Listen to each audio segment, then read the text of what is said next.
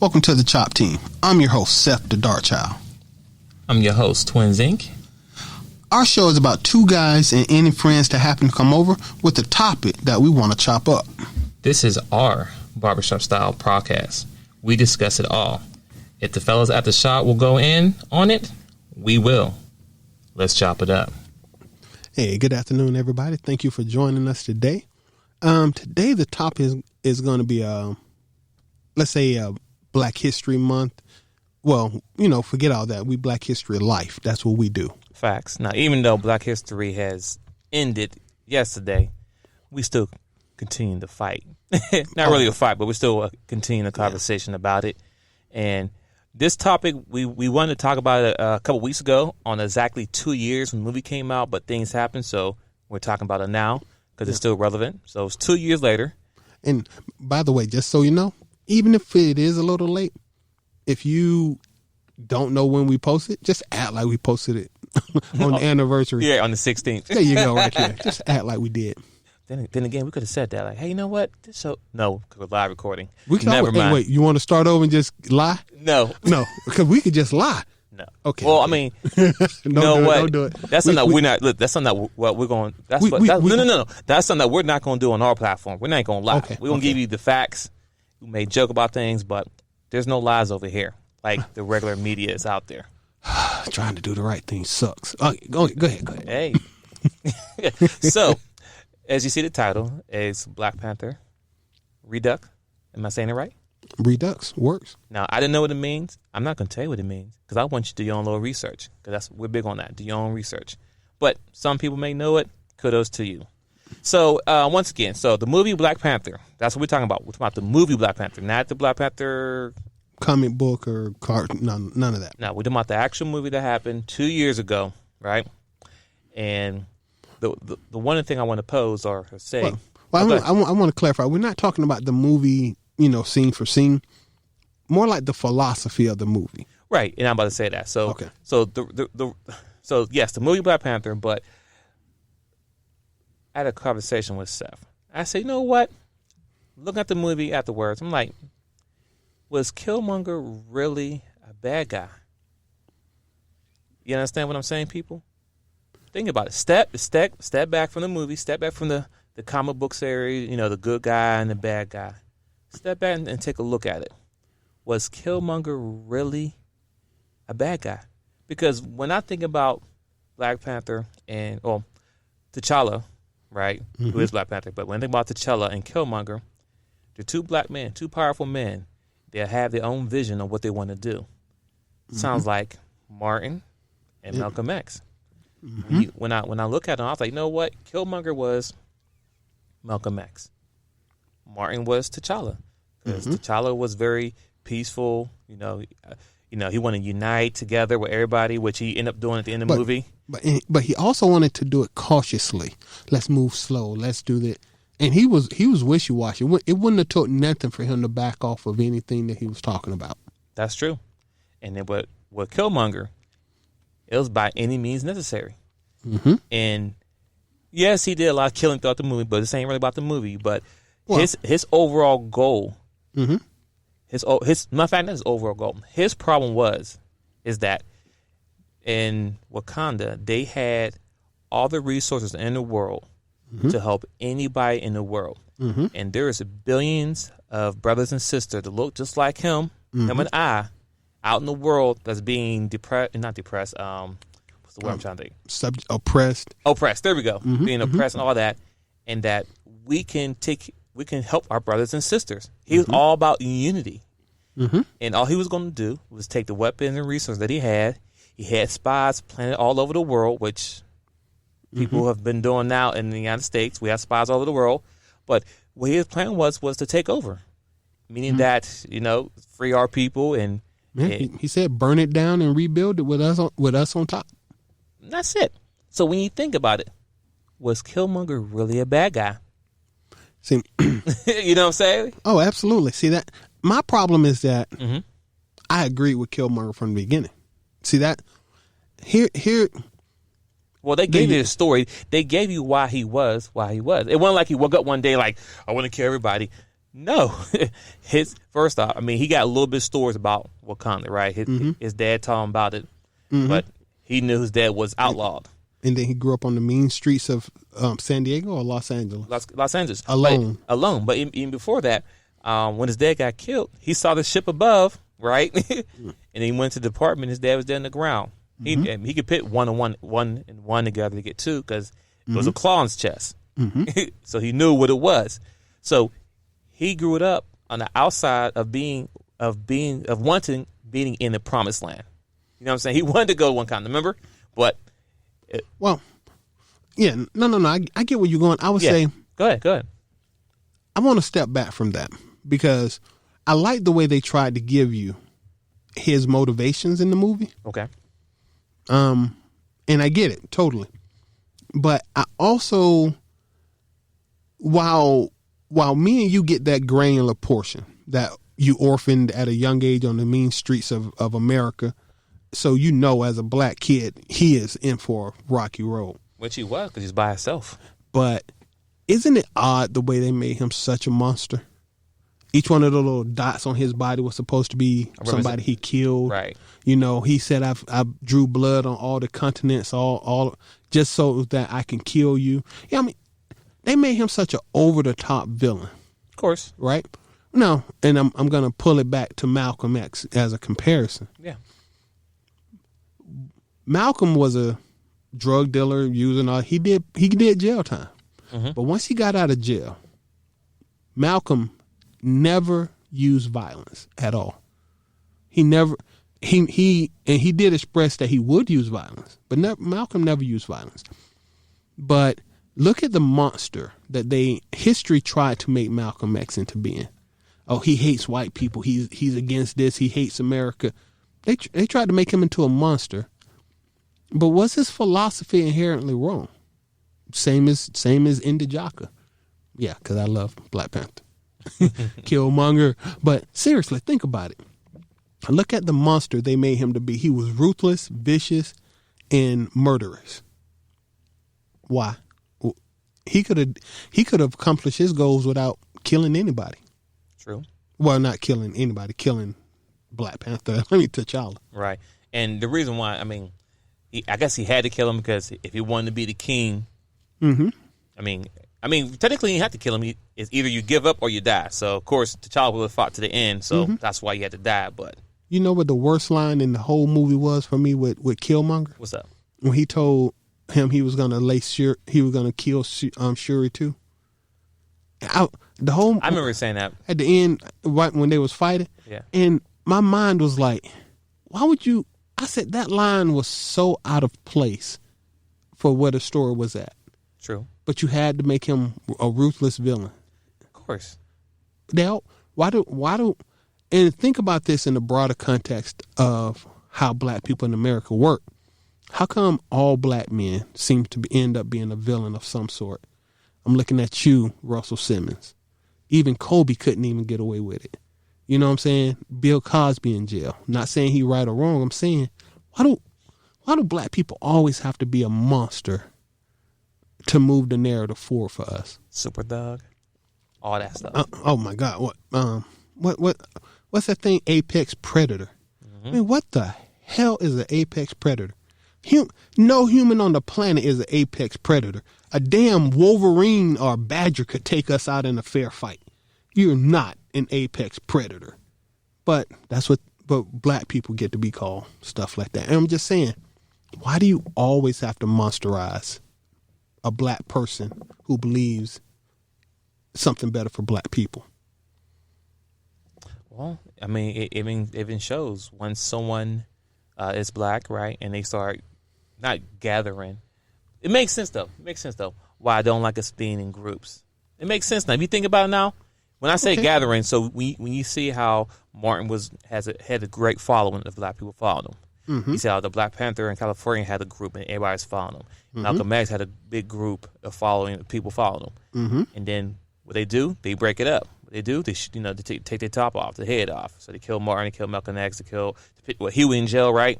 No, so they kill Huey. 2 shots in the dark. Oh, wow. So I didn't know that. So with that being said, it makes sense as I was growing up where it'd be a group of us just hanging, not on the corner, but hanging out the playground, just for no reason, just talking, being kids, and the cops would pull up and say, "Y'all break it up." But it makes sense though, because they're afraid of a bunch of black people, mainly men, coming together because we're strong, united as one. They don't want that, so they want to keep us all separated. I don't want to say. I don't want to get too far off topic, but it makes sense. No, it's not off topic because this is fine. There's no understanding black people in this country without including the history of black people, because this isn't natural. Now, if you'd have left us in Africa, history would be different. But you brought us here. When we got here, you brutalized us. You made us work. You killed many of us. Look at my complexion and look at your complexion. Okay? Right. This is not African black. I'm going to keep saying this. This is not African black. Mm-hmm. That means that at one point in my genetic history, in my ancestral line, somebody of a lighter complexion inserted a certain amount of European DNA into my blood, into my family's bloodstream. Which is true, because if you have over 400 years of having a group of black people, a group of anybody, but of course black people, a group of people that you can control for 400 years.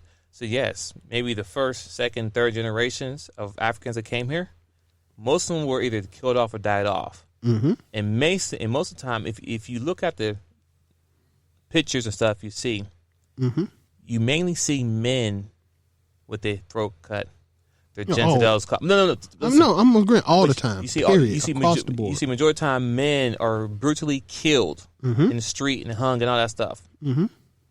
But you don't see too many pictures of the women. Well, it's easy. I know. I'm with you. And it makes sense because you get rid of all the men who make the kids, right? Mm-hmm. And then the white man, start raping the black women, and they having their mixed kids. Mm-hmm. Over 400 years, yes, I guarantee if I can somehow do DNA and go back each generation, the farther I go back in my generation, I guarantee it's more white.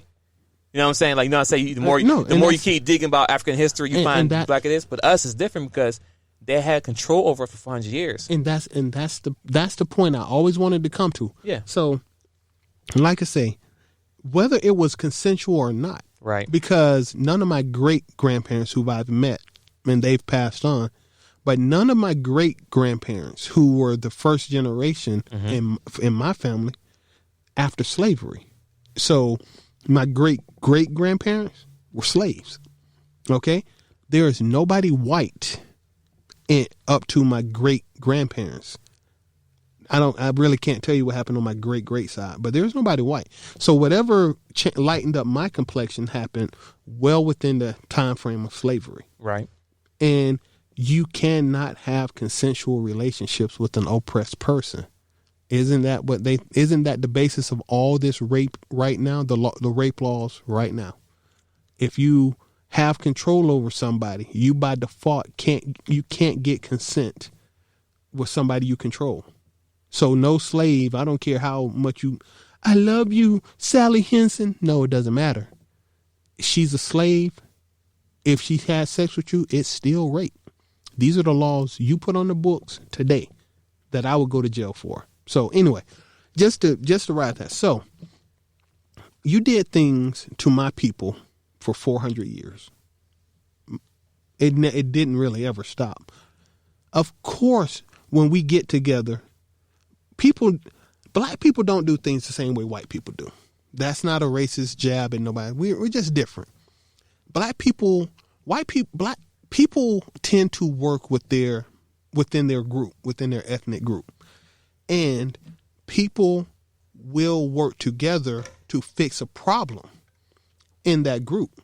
So that's why they don't like black people to get together. Because when we get together and start talking about our problems, what seems to be the root of all of our doggone problems? Them? White people. I mean, there's poverty in the black community. But you know what that poverty comes from? That poverty comes from lack of resources in our community and resources being pulled out of our community. Wait, who's pulling the resources out of our community? Them. Oh, we have problems in the community based on education and lack of education. But wait, who isn't funding education? Them. Oh, we have problems. see how we could keep dealing with that. We have problem getting financing for homes and businesses and approval to start homes and businesses and stuff. Wait, who controls the homes and businesses? Them again. Wow. Huh. So economically you messing with us. Financially you messing with us. Facts. On our personal lives, you won't even let us discipline our kids. We can't whoop our own children. Well, that's another tactic they use to control, you know what I'm saying, to control our kids, because if we're unable to discipline our kids, right, and in home, when they get in the street, they'll discipline them, either by death or in jail. But they've taken, so back to being a slave. You've taken our ability to police ourselves and discipline ourselves, but when you do it in a way much, much more harsh than I would have ever. I love my kids. My kids do something wrong, I might whoop them. I am not putting my kids in prison for the rest of their life. Right. But that's what you reserve the right to do. I can't discipline my kids at home, but you can put my kids in jail for years. Right, because that doesn't make sense. Right, because when we whoop them and beat them, whatever you want to call it, it's to prevent them to do those things in the street. Because, first, my son could go ahead and steal, let's say, candy bar out the candy dish, whatever, and I said, don't take it. He'll get in trouble. Yes. Smack a butt, whatever, time out, whatever you want to call it, over with. And I talk to him, then I educate him, tell him why you shouldn't do that. Now, same little kid goes into a store, let's say a regular Walmart, in line with mommy, right? Mom not paying attention because she's cashing anything out. The kid grabs a little candy bar, walks out to the front door. Police coming and trying to arrest the kid, which has been done already. So this is not something I'm just like, oh, that won't happen. It has happened. A kid has been arrested, and mom assaulted and everything. Yeah, this ain't hypothetical. You know? No, right. All because the kid didn't understand what they was doing was considered stealing. And at home, they know better because they've been taught about it. So in the street or in public, they know not to do it because mom and dad can't save you. Because at the end of the day, I tell my kids, listen, you get caught and go to jail. I'm not putting my house up for sale. You're on your own. That's why I'm teaching. That's why I'm teaching these rules as a young child, a teenager. So you get in the streets, you know how to maintain and hold yourself. Same thing was taught to me as a kid. So that's why I stay out of jail. Okay. Now, and with that, once again, I'm not off topic. I'm circular with it, but we coming back to Killmonger and Black Panther and Martin and Malcolm. Right. So when black people get together as a group, you've, once again, economic, financially, socially, you guys are our problems. I'm not saying that we don't have problems outside of you. I'm saying that you are at the base of a significant amount of the problems that we experience. So when we get together as a group, whether you following Martin or you following Malcolm, guess who what problem we actively trying to solve? You. You my problem, buddy. And so, yeah, I'm always going to be actively trying to solve that problem. Okay, so moving from that part, now, but you're not stupid. You do not keep somebody enslaved as a group for hundreds of years without figuring out how to keep them enslaved. Oh, we know how, but go ahead. Yeah, I'm just saying. So don't be. So but they realize even now when kids dropping out once again, hanging on the street corner because they ain't got no job because they economically oppressed. They sitting down the corner. Oh, now you want to make sure you break up our groupings. Why? Because you are still the same problem. Now we're going to go back to Malcolm. This is my opinion of Malcolm from what I've been learned and taught. Malcolm, a group of people, civil rights movement, came together and like, we are tired of what they are doing. And we need somebody to lead us because humans need leaders. All this, you should be every individual man is a leader is BS. We really need to understand that. Not everybody's a leader. That doesn't mean I'm not a good soldier. That doesn't mean I wouldn't make a good colonel. I'm just may not be the best person to be general. So, Martin was a general.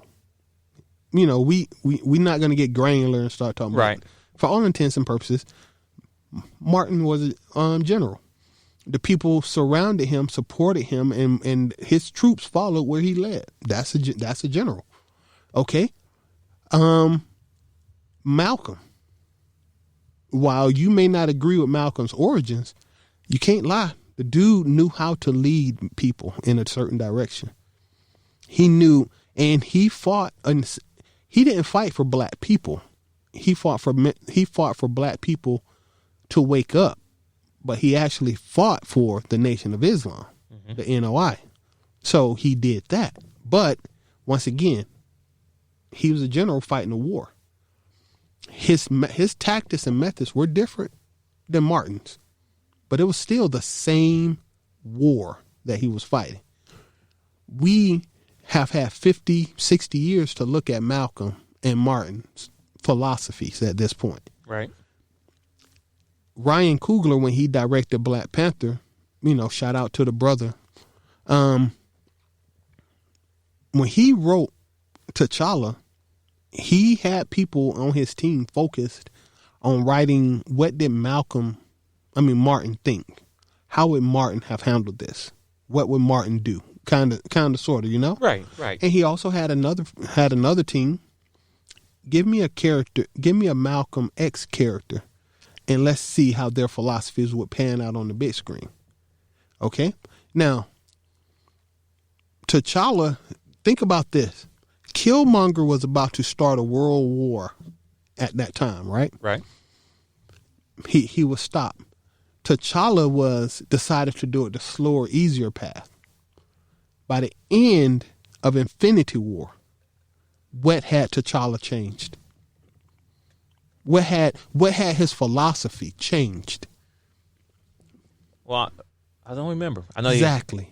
It didn't change really because he wanted to join and share resources. But what? Mm-hmm. That's the whole point. Right. Like right. It was going to get better. It was gonna win because once again we've been waiting for a long time for it to get better. Martin died 60 years ago, give or take. He died for no. He didn't die. He got killed. Oh, I apologize. Right. He was assassinated 60 years ago. There we go. In those same 60 years, I'm not saying that it didn't get better for us. I'm not saying that we're in the same place we were in 1965. What I'm saying is, how much better is it? Or would it have been better to burn it down and start over? That's all I'm saying. Right. Because you killed, back to Killmonger. You killed Killmonger. He died. But he was about to set it off that day. Yeah, he didn't take no time. Mm-hmm. First day or maybe first week in leadership. He was no time. He was going. He had a plan. All he had to do, his plan was to get in there. Once he got in there, he got the throne. Mm-hmm. I think probably the same day, if not the next day, he's like, all right, you going here. I got spies already set waiting for you to come by. He already had a plan, and he was going to implement it. Bam, bam, bam. Now, T'Challa beats him, goes on, opens up some community centers and speaks to the UN. And then, I'm not going to say that there wasn't something else that came up, a.k.a. Thanos. But the problem is there's always going to be something else that comes up. It's not saying I could decide to go and buy a new car today and I got the money to pay for it. That ain't saying that my hot water heater won't blow up tomorrow. Facts. I'm still, but was I right to go buy a car? Did I need that car? Was it the right thing to do with that car? I can't. It's so hard to say. Exactly. But at least I would have had a car because now I bought the hot water heater. Now I don't have a car. I'm gonna save up a little bit more. Oh wait, my AC went out. Well, at least with a car you can maybe get another job to help you pay and get paid for that other. It's already been dealt with. Right. So. And I'm not saying so. Killmonger, Martin Luther King, and Malcolm. Malcolm wanted change. He was gonna fight for change immediately. Martin, slow and steady.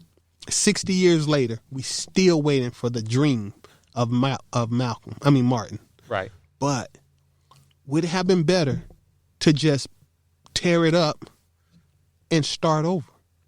And is there ever going to be a real good time to tear it up and start over? No, I mean, at this point in this day and age, every time we get someone that might be even type of a leader, gone. You know what I'm saying? Like, so. I'm sorry. Let me jump on that. Let me break that up just to be sure. Listen. Because I was like, with Killmonger, like, burn it down and start over. Right. That's just them two. That's just them two if they were in a vacuum. But they not. You actively got people working against you. Right? So no matter what you try to do, they are watering it down. AKA, we will give you this, but it got to be this. We'll do this for you, but it got to be this. You will never, ever go in that slow and steady pace working with somebody who cannot be trusted to work in good faith with you. You will never get what you wanted. They are going to keep watering it down and watering it down and watering it down until by the time you actually get to where you're going, you don't have what you set out to get. And it's a whole bunch tied up in that. But for real, this is another history lesson for real. Malcolm died, Martin died. The next thing you know, you start getting the housing situation, in which case you can have houses, but you got to take the father out the home. Right. Which destroyed the chance of a real black leader arising after that. Right, because you take the man out the house, and then you have men raising men. But let's be honest, women can't raise men. Be men. We had this conversation before we even did the live show. We had a conversation. As a young man, I was raised that when walking down the street, if you're walking with a young lady, she should always be in the inside. And it's crazy because on the everyday base, I risk my life for a woman that I'm not even dealing with all the time. It's just the fact is this: if a car jumps the curve, I need to be the one that dies or get hit. Exactly. Now, technically, I don't want to get hit. I want to die, but naturally, the gentleman in me, like, you know what? Push you out the way. You live another day. But you don't even. I'm sorry. Ooh, I said that because if women is raising men, who's teaching a young man that? Because a man taught me that. A woman, my mom didn't tell me about. Make sure you walk on a woman. Make sure she's on the right hand side of you. So if a car comes, no, that was taught me from a man. So those are things I'm talking about. Is when I say woman can't raise a man, because there's certain things as a man that we are taught and learn that women do. Because at the end of the day, no woman's going to walk on the outside of me and push me out of the way if a car comes. And we should chop that up to death. But I like I like where you went with that, because I'm gonna tie it right back around to it. Go ahead, do it. Think about this. Name right now, 2020. Name 5 black leaders. Black leaders? But I ain't got none. But when I go back to the 60s, oh, you can name all. I can say Malcolm and Martin. I don't have to say Malcolm Martin. Well, David Abernathy. Remember that guy? John Lewis? Remember that guy? Farrakhan. There were other black leaders. Why? Because we had generals, but we had a process to create generals. Once again, not everybody is going to be a general. Not everybody. Most people are good corporals and privates and lieutenants. Not everybody's a general. But back then, we had a process in place so that generals could be made with the strength of the black family and the black community. You can make generals. You can't do that now. Now, when you start, they go running up to somebody like Lil Wayne trying to get a political view. This dude like a walking stroke. I think Dave Chappelle said something about it's gonna be bad when you have like Ja Rule answer political questions, and guess what? It happened. And now it's happening. You know what I'm saying? When you're asking rappers about political things going on in the world. Now, not saying them guys don't know their stuff, but they don't. I'm saying it. I'll say it for you. Keep going. But I'm saying that their main claim to fame or main purpose, their main skill is rapping, talking about XYZ. Maybe Nas. Like, I can see they getting Nas because he's kind of smart. But some people just like, you get job with talking about murder. The true rappers who actually might have made good political figures are moved off the board. Where's Chuck D? Yo, if Chuck D ran for office, I'm voting for Chuck D. I want to say I saw a post recently where Bernie Sanders is running, right? Of course, and they had a concert and they had Public Enemy as a Once again, on the if Wu-Tang was running, I'm not. I mean, if Wu-Tang was somebody, I'm not listening to ODB or even Method or Red. As RZA. Wait. I will listen to GZA and RZA. Okay. And Ghostface as far as philosophy. But I ain't got Method Man cannot tell me nothing political. No. GZA, Ghostface, not meth, not red, not ODB. It's funny. And that's that got topic. When they start rapping, I'm like, I got to pull a dictionary up and see what they talk about. Exactly. Public Enemy all day. I would Public Enemy, Chuck D, shout outs to that. Yeah. Maybe, like I say, maybe Nas at one point if he matured a little bit, cool. But Snoop, I'm not taking political advice from Snoop. Listen, man. I'm when you said Snoop, it just hurt my heart, man. Because no, don't do it. Okay, don't do it. But that's not a dig at them. That's saying that every once in a while there may be a political. I mean, there may be a celebrity, be it sports, be it music, be it movies, that might actually have something really positive to say against in a political arena. Right. But the vast majority of them don't speak for me. I like your music, I like your movies, I like your game, but you don't speak for me when I go to the ballot booth. I don't know why Killer Mike is such a hot commodity in the political arena. I'm not saying I don't know Killer Mike. He's not a leader in my community or the people I understand, right? Okay. If you're going to be a politician, be a politician. And once again, we're not even going to get into the corruption, but just to cycle it back down to it. In the old days, yeah, you can in our community, right. There was a process in place to turn privates into corporals, into lieutenants, into colonels, into generals. There was a process. It was a structure. Where is that structure at now? It's gone because once you took away our heads, right? And then you destroy it. You destroyed it. So you put fear into the black people. Because now they're scared. The next person rise up. Am I going to be next? Because, I mean, even thinking about like the Black Wall Street. We had our own city, police, government, all that stuff, whatever.